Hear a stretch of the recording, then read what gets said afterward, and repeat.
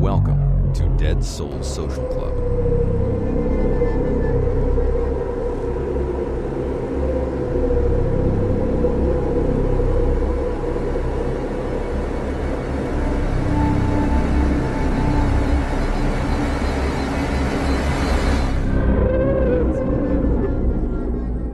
Good evening, everyone.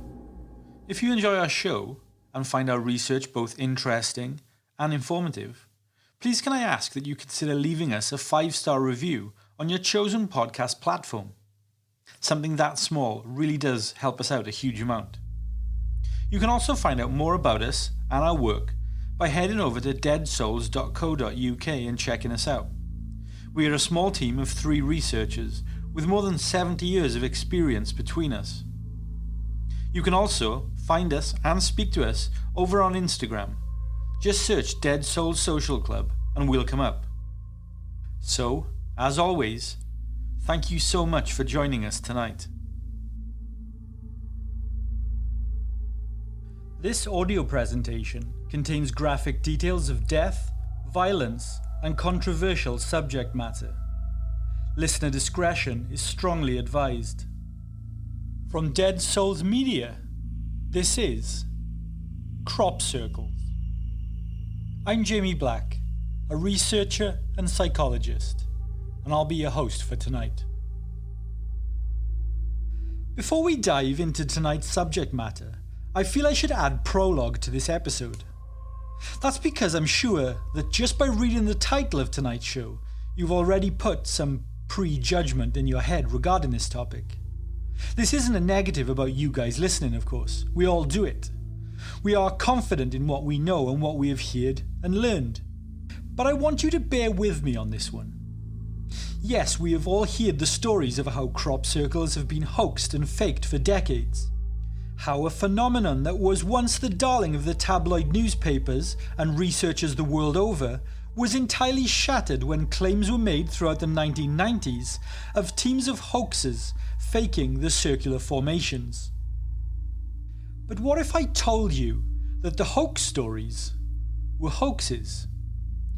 That there is more to the crop circle phenomena than you realise?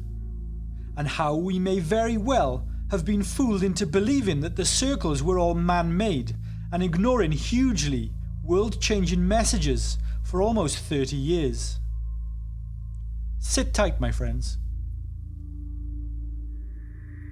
On November the 16th, 1974, scientists at the Arecibo Observatory in Puerto Rico, a team led by Frank Drake and Carl Sagan, sent what came to be known as the Arecibo message. A binary-coded radio transmission which contained basic information about humanity and life on Earth. The message was the most powerful interstellar message ever transmitted until that point in time. Its purpose was to communicate with extraterrestrial intelligence, and it was broadcast into a dense cluster of stars called M13 in the constellation of Hercules, some 25,000 light-years from Earth. Whilst many saw this exercise as being purely ceremonial, merely a way to demonstrate new technology in radio astronomy at the time, nobody really expected to receive a reply. Even if we did, it wouldn't be anytime soon, as even travelling at the speed of light, the message would still take at least 25,000 years to arrive at the constellation. The message consisted of 7 parts that formed a vertical digital image. I'll add the image to the Instagram post for this episode. From the top down, those parts were 1. The numbers 1 to 10 from left to right. 2. The atomic numbers of the elements hydrogen, carbon, nitrogen, oxygen, and phosphorus, which make up deoxyribonucleic acid, commonly known as human DNA. 3. The formulas for the chemical compounds that make up the nucleotides of human DNA. 4. The estimated number of DNA nucleotides in the human genome and a graphic of the double helix structure of DNA. 5. The dimensions of an average man, a graphic figure of a human being, and the human population of Earth, which was about 4 billion at that time. 6. an image of the solar system including which of the planets the message is coming from. The Sun is on the left, and the third planet, Earth, raised towards the human figure in the section above. And finally, number 7, an image of the Arecibo radio telescope and the dimensions of the transmitting antennae dish.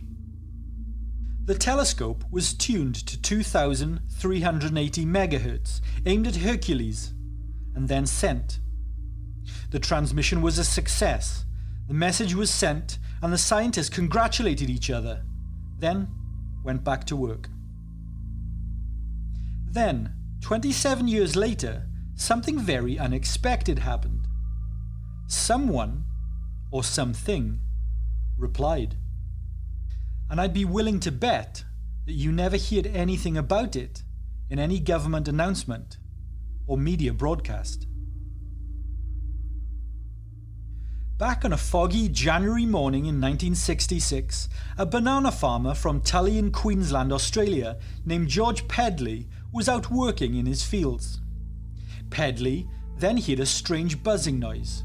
He climbed down from his tractor and began to walk in the direction the sound was coming from. He saw a circular metallic craft slowly emerge from some swampland and rise slowly up less than 50 feet from where he was standing. The craft hovered for a few seconds, then shot straight up into the air and vanished. When Pedley went to investigate the ground area where the craft had risen up from, he found a large circle of reeds had been pulled from the swamp and flattened into a round shape. The circle was roughly 30 feet across and 2 feet thick. The reeds were arranged in a clockwise swirl. Because of the swirl shape and the thickness of the reeds, locals called the formation a UFO nest. That's how the local newspapers at the time reported the discovery. But what this was in fact was a crop circle.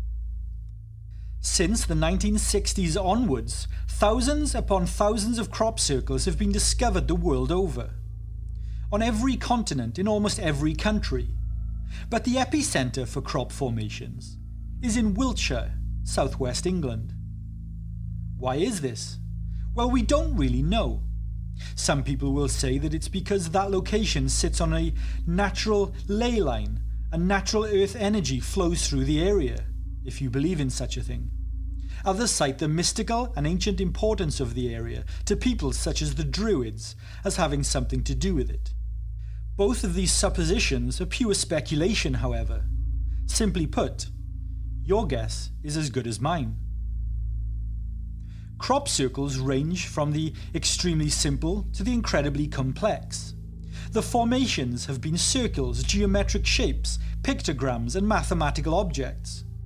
Whilst many investigators and scientists who believe the phenomenon to be credible have numerous theories as to their meaning, nobody knows for sure. Every formation is unique, but they do have a few things in common. That each of them are recognizable patterns that are created very quickly and usually at night. The creation of these patterns is always associated with some kind of light, either a beam of light or an orb of light in or over the field that they are formed in. Crop circles may seem like a new phenomenon that emerged in the 1980s, possibly due to the international press attention that they gained at the time. But there is evidence that they have been appearing for a much longer period of time. The Bishop of Lyon in France, Abogard, wrote about parishioners in the 9th century. Parishioners whom he documented were possibly engaged in devil worship or paganism. He wrote that the parishioners were collecting seeds from a flattened circle in the fields and using them in fertility rituals. They believed that seeds from these circles had magical powers as they had been put there from the glowing white balls that descended from the sky at night and made the circles, they said. In 1686, Robert Plot, a professor of chemistry at Oxford University, wrote about crop circles too. Plot even drew pictures of a couple that had appeared in fields near to his home, and those images appeared in a now well-known historical news pamphlet from the time titled The Mowing Devil, or Strange News, out of Hertfordshire. Plot said that the circles were formed by a flash of light, and once they were formed, animals would refuse to go anywhere near them. A farmer awoke one night where he watched a bright light in his field that he initially thought was fire. When he ran out to investigate, he found a crop circle where the light had been. The image that Plot drew is called the mowing devil because the farmer, who alerted Plot to the circle, said that the circle was so neatly mowed that it could not have been done by a mortal man. In 1937, a British science journal reported circles found in a field of barley and even included one of the first photographs taken of a crop circle in 1945. A photo was taken by a balloonist for the RAF Parachute Regiment at the time. Sir Patrick Moore, the famous British astronomer and host of the long-running science television programme The Sky at Night, wrote in the New Scientist magazine that he investigated a crop circle formation in some wheat fields in Troughton Farm in Tewkesbury. He described crop circle features taking the form of circular or elliptical areas in which the wheat had been flattened. There was one very defined 15-yard long by 4.5 broad oval shape. There was evidence of spiral flattening, and there was a circular area in the centre in which the wheat had not been flattened. This was in 1953. Each of these crop circles, and there were many, many more, occurred long before they were first publicised in the late 70s and throughout the 1980s, long before it was a widely known phenomenon. In fact, did you know that in the Book of Enoch, one of the texts that forms part of the ancient Dead Sea Scrolls, there is a description of ball lightning hovering above wheat fields and leaving circular marks on the earth. Even though thousands of circles have been found and many people have claimed to witness them being formed, it wasn't until 1996 that the first formation was caught being created on camera. I bet you've never seen that footage. There's a reason for that, which we will come to in a short while. John Whaley was camping at Oliver's Castle, a large hill in Wiltshire. He was awake and sat around a campfire at around 3 a.m. when a light above a field nearby caught his eye. He grabbed his video camera and captured footage of several small glowing orbs hovering over the field and creating a crop formation. I'll post the video over on our Instagram for you to take a look at. But be quick, there's a strong chance that it might get removed. Researchers can't seem to agree on the meaning behind crop circles, though many do share the belief that they are messages of some kind. Let's jump back to that 1974 communication sent into space from the Arecibo radio telescope, shall we? The message was 1679 binary digits that could be converted to a digital image designed to convey information about civilization here on Earth. On the morning of August 14th, 2001, a crop circle formation was discovered in a wheat field next to the Chilbolton Observatory near Stockbridge in Hampshire. Now, when you're on the ground, you can tell that you're in a crop circle. You can identify it right away from the unnatural shape. But this particular Chilbolton formation had no regular structure and uniformity to it. It was something different. It looked like a mess. It wasn't symmetrical. Nobody could make any sense of it. Then, it was viewed from the air. I will post an image of this crop formation on our Instagram for you to take a look at for yourselves. This formation became known as the Arecibo Answer. The formation uses the same 23 by 73 grid as the message scientists transmitted into space 30 years prior. The top line shows the numbers 1 through 10, but the reply shows silicon as the main element for life, and not carbon. The DNA is shown as having a third string. In the centre is a humanoid figure, about 4 feet tall with a large head, and the population is roughly 21 billion. Below the figure is a solar system.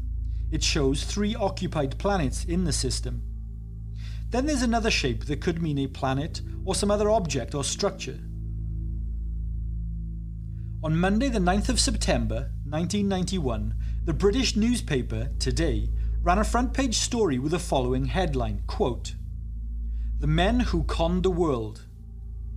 The article detailed how two retirees in their 60s had confessed to starting the crop circle phenomenon back in 1978. They were named as Doug Bauer and Dave Chorley. Bauer, in the article, comments that the idea came to him one night whilst in the pub.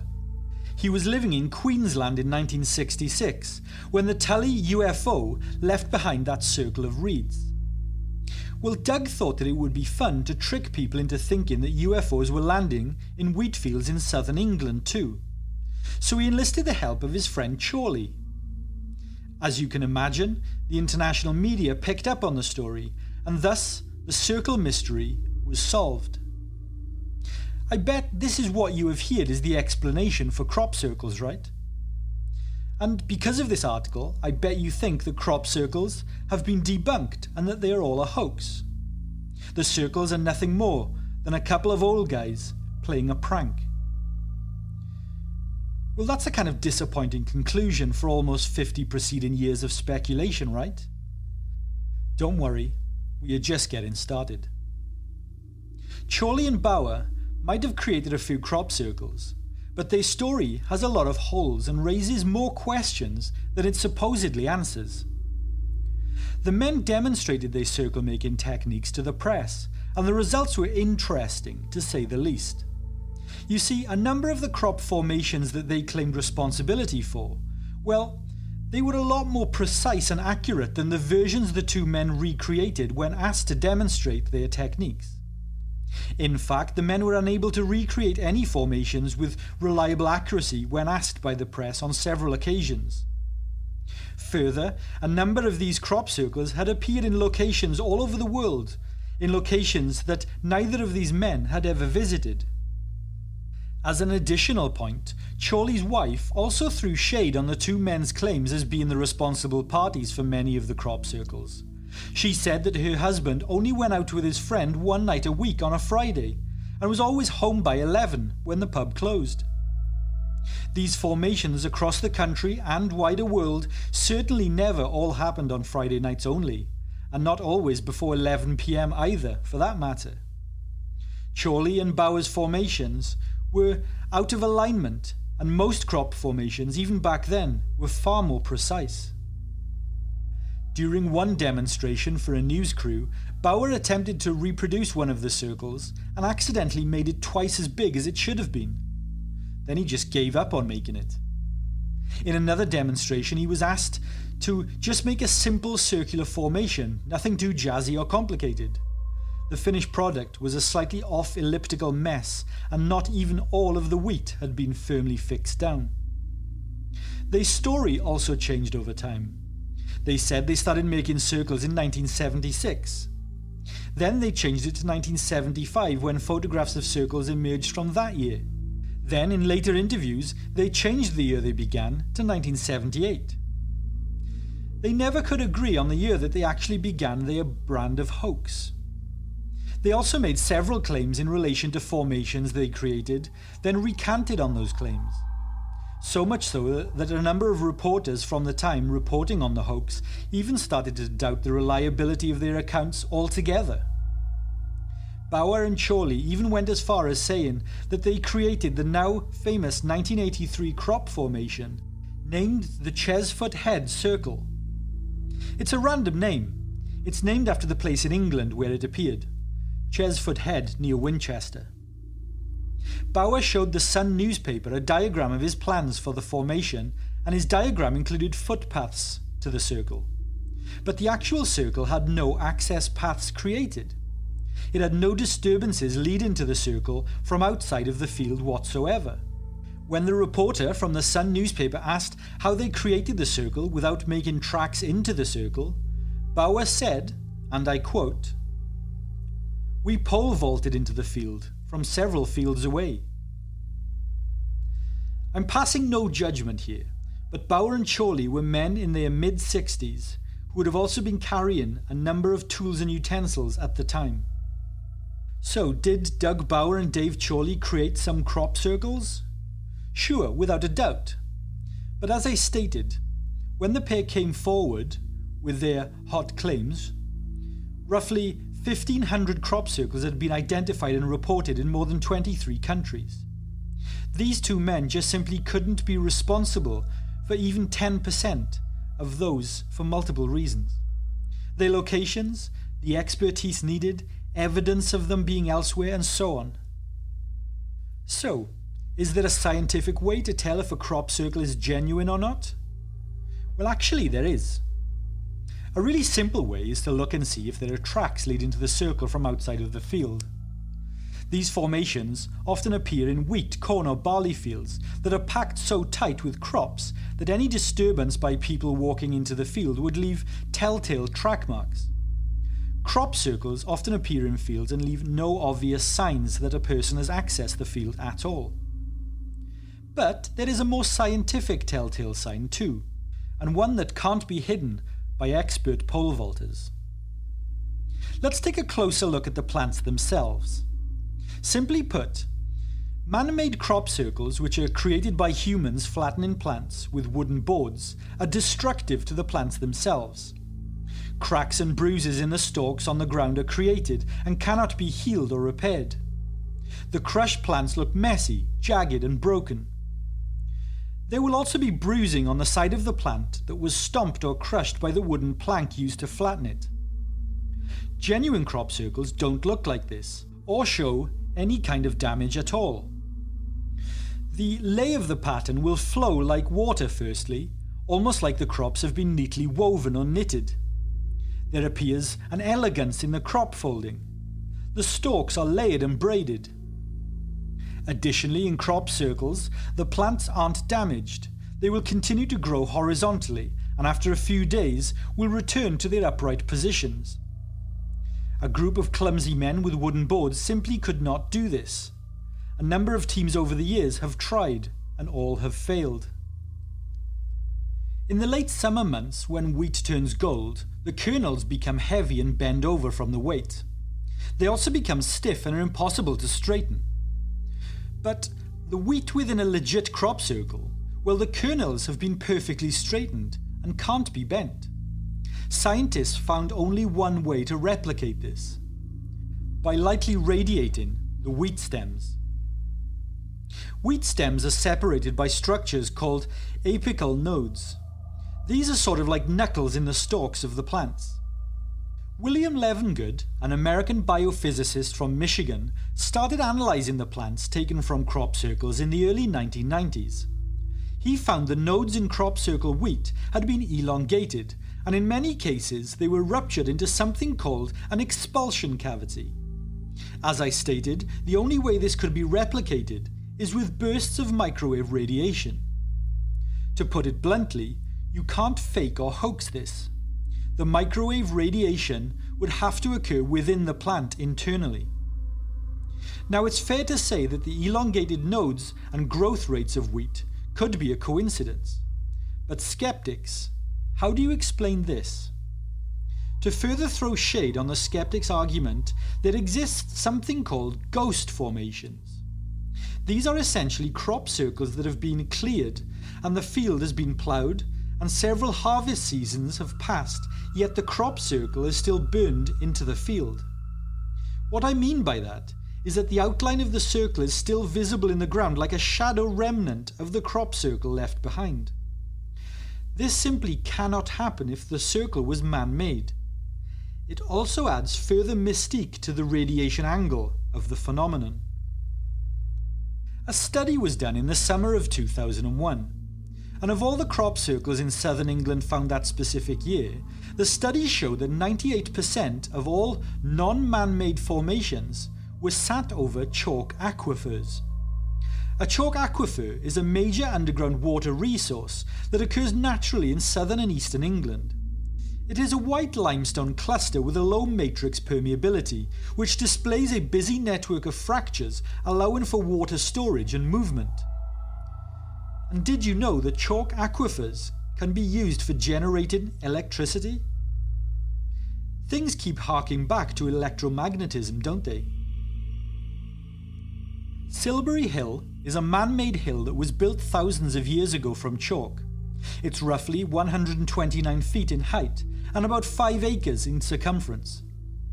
Scientists, historians, and geologists can't seem to agree on what it originally was created or used for.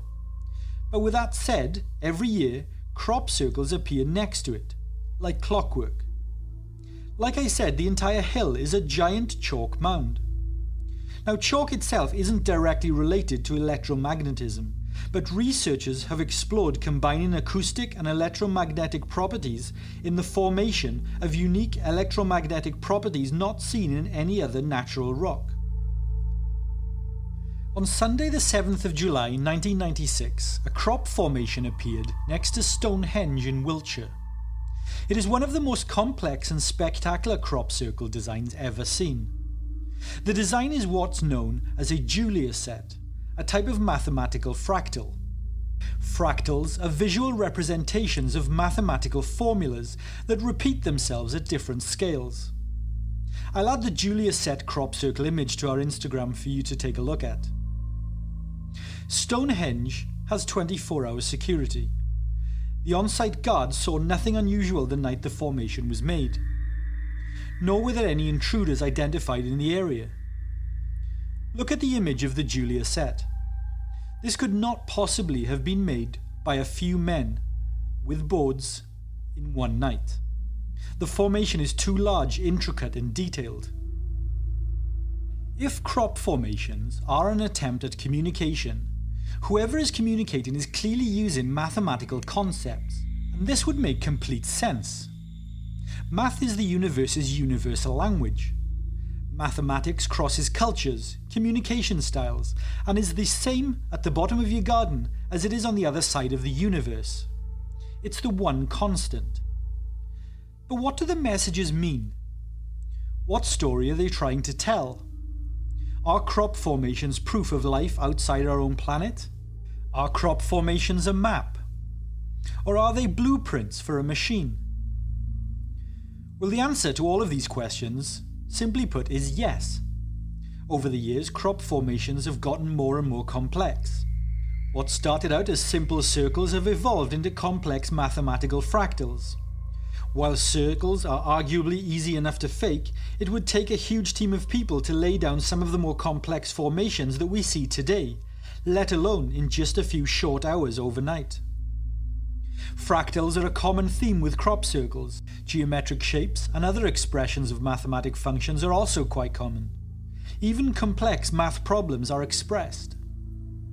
Squaring the circle, the golden ratio, pi to more than 10 decimal places, and Fibonacci numbers are just some of the mathematical concepts seen used within crop formations. But there are also designs that, at first glance, look like geometry, but are not exactly correct. That's when some researchers and scientists had the idea to stop looking and start listening. Cymatic patterns are identified in crop formations. A cymatic pattern is a shape that forms when sound waves vibrate through a material like water or sand. Cymatic patterns were first documented by the German physicist and musician Ernst Chladni in the early 19th century. Chladni proved that different sound frequencies create different patterns, and these patterns could be predicted and repeated. Remember when I mentioned that chalk contains unique acoustic and electromagnetic properties? And that crop formations regularly appear over chalk deposits? Well, could the builder of certain crop circles be telling us that certain sound frequencies have special meaning, like an audio map? In 2011, a double spiral crop formation appeared on Windmill Hill in East Sussex, England. It happens to be another ancient ceremonial site, much like Stonehenge. The exact same day, another double spiral appeared near Stonehenge in Wiltshire, 143 miles away. Dr. Jerry Croth, an associate professor and chairman of the Graduate Division of Psychology at the University of Santa Clara, posed a theory whereby he thought these formations could possibly represent neutron stars. Although incredibly rare, when neutron stars collide, they form a magnetar. And what makes magnetars unique is their incredibly strong magnetic fields. Fields which are among the strongest known magnetic fields in the entire universe. These fields are thousands of times stronger than those of neutron stars alone. In fact, a magnetar's gravity is so strong that it significantly warps space-time around it. The warping of space-time could impact gravity and lead to the creation of an Einstein-Rosen bridge. In layman's terms, a black hole.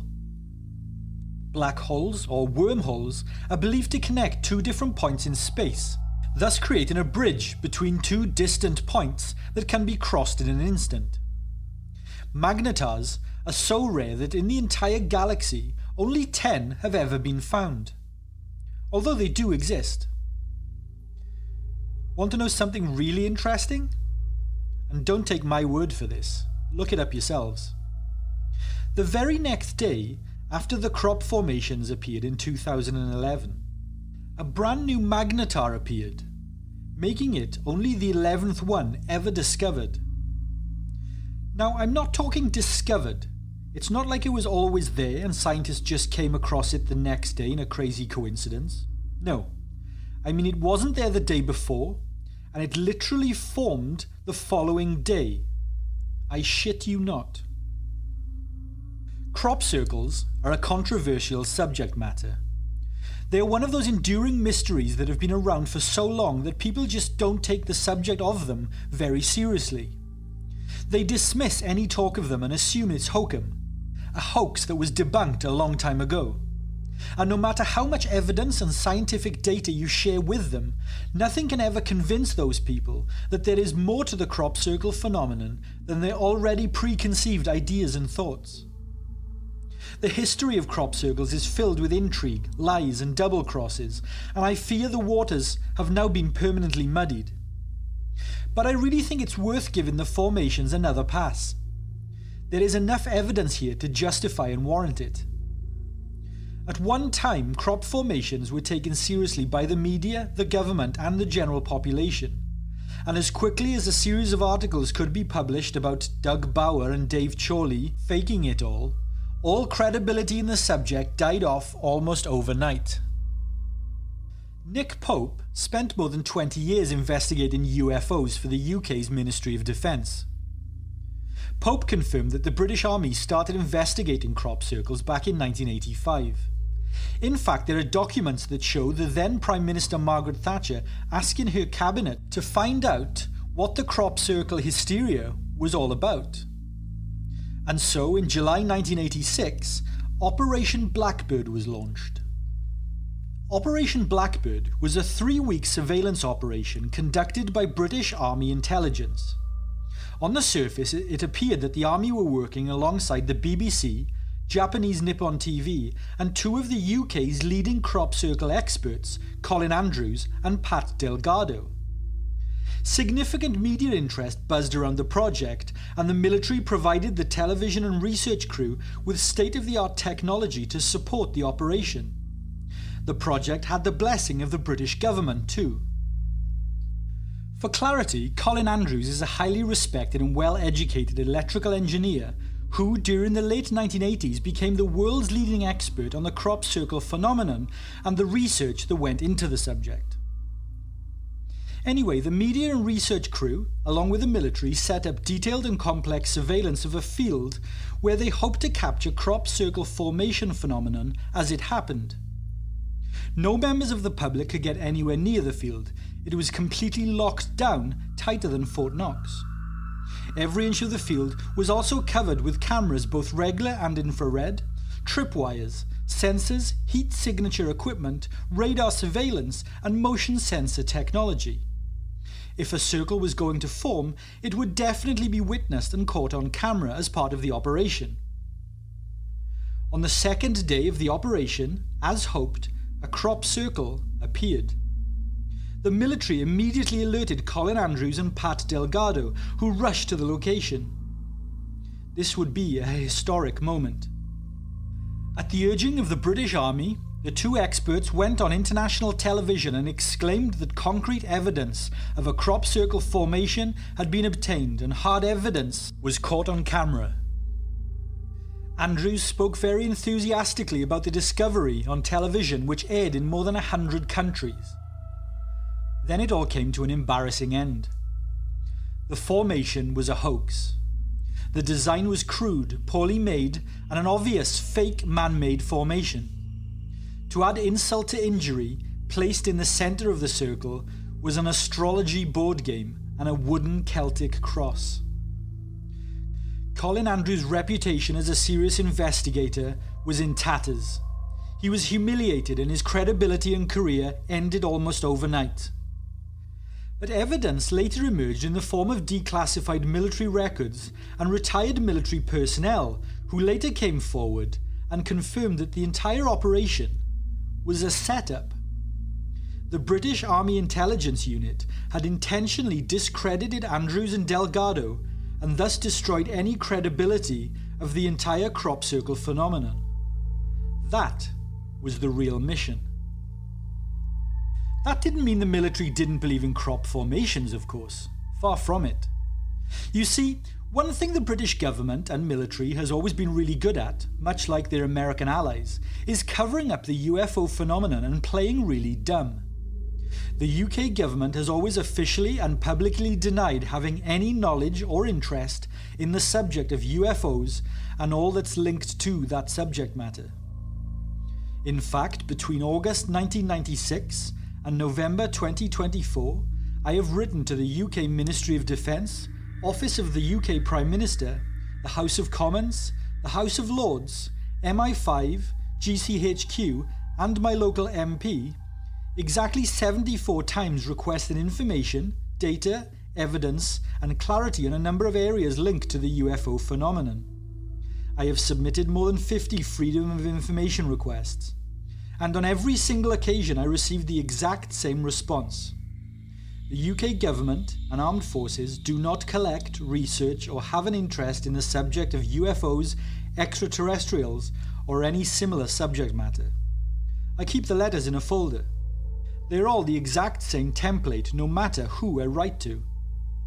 I think the UK government must have a standard member of the public rebuff package on their desktop computers somewhere. But we know from whistleblowers and declassified documents that this is a complete smokescreen. And not just a smokescreen, something which they actively engage in disinformation tactics over. Clearly the military believes the crop formations are something more than simple hoaxes. But none of this matters now. The military has achieved what they intended to make the whole subject matter a joke in the public eye. In 1973, details began to emerge about a US intelligence program called Operation Mockingbird. This was a project where over 400 American journalists were working as direct assets for the Central Intelligence Agency. The Washington Post reporter Carl Bernstein exposed how at least 10 journalists and editors at the New York Times were actually undercover CIA operatives and had been operating as such for a number of years. Whilst this was exposed as commonplace in the US in the 1970s, it never really stopped. You're likely very aware that it's common practice for the CIA to use journalists as assets. The same goes for the UK's MI5 and MI6 too. It's actually more common than people realise. Free press is questionable, even in the most quote-unquote free countries. You see, people openly talk to journalists. They see them as legitimate inquirers. So a journalist is a very useful person for intelligence services at collecting intel. People also listen to journalists, despite what many will say. Journalists are great at spreading disinformation. Most people absorb what the media and news put out, whether they realise it or not. More often than not, a media message becomes cultural and societal, so it's difficult to not take a widespread message on board. It's the crux of propaganda reliability. Colin Andrews recalls how even though the researchers involved in the very small crop circle scene of the early 1990s were approached by what were quite obviously intelligence operatives. Andrews remembers a man, who we will refer to anonymously here as Mr. Jones. Mr. Jones claimed to have seen a crop circle being formed while he was out of an evening studying, as he claims, foxes. Jones used this story as a cover, a way of being accepted by the crop circle researcher scene. Jones became a regular face at researcher meetups and at locations where new crop circles would appear. Jones became known amongst all the crop circle scene, But a few weeks later, Jones knocked on Colin Andrews' front door late one night. Andrews had no idea how he knew where he lived. The two men went out for a walk, and Jones began to ask Colin question upon question about crop circles, their locations, what he thinks they are, how he interprets their meaning, and dozens more. It felt like a bit of an interrogation, Colin said. Colin started to get annoyed, however, when Jones kept asking Colin if he thought the Russians were involved and what the Russians might know about crop circles themselves. Following several visits to Colin, always unannounced, Jones told him that there was a large amount of money waiting for him in a Swiss bank account if he wanted it. All he had to do was state publicly that crop circles were a complete hoax. Jones told Colin that he could continue researching the crop formations all he wanted. In fact, the CIA would help him become a hugely successful and world-renowned crop circle expert. They would even allocate Colin a budget, he said. There was one caveat to this offer, however. When Colin discovered a real crop formation, he was to call Mr. Jones and nobody else. Colin Andrews ultimately passed on the offer, as he didn't trust Jones in the slightest. Also, it's not like it would have been the first time he'd ever been burnt by intelligence services. The intelligence community does not want you to know the truth about crop circles, UFOs, secret space programs, or alien technology. That's a cold, hard fact. Millions, perhaps billions of dollars are put into black budget programs annually, and the disinformation procedures that support said black projects are designed to distract and confuse you from the truth. Over the last decade, we have slowly got closer to obtaining what we hope will be disclosure. But I think, and with all honesty, that we are no closer to disclosure now than we were 50 or even 100 years ago. The global governments are never going to openly share with the people what they know about UFOs, extraterrestrial life, or any other such subjects, purely because those subjects are loaded with power and knowledge, and those people in control will never willingly give that up to the masses. The only way we will ever truly know the truth is if we discover it and take it for ourselves. And to do that, we have to embrace the signs and evidence that is all around us. Crop circles are some of that evidence, and it's out in the open, staring right back at us. We can either embrace it or continue to wonder where all the signs of intelligent life are. Good night, everyone. Thank you for taking the time to listen to our show tonight. Be sure to leave us a 5-star review on your chosen podcast platform and subscribe to our show so that you never miss an episode. Our shows aren't sponsored by any company or corporation, so any support you can give us goes a long way in supporting the work that we do. From all of us here at Dead Souls, sleep tight.